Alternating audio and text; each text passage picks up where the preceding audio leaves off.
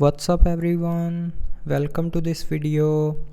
In this video I will show you how to add or remove high contrast fonts shortcut in Galaxy S25 Ultra.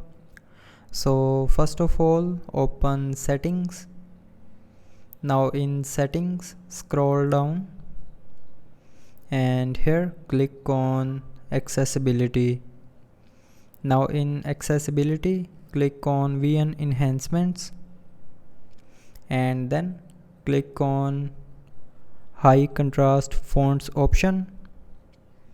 So when you will click on high contrast font shortcut, it will show you this high contrast font shortcut button.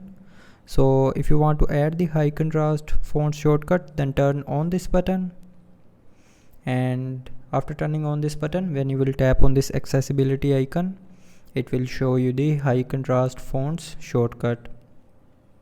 Now if you want to turn off or remove the high contrast shortcut from here, then just simply tap on this button again to turn it back off, and after turning off this button, the high contrast font shortcut will be removed.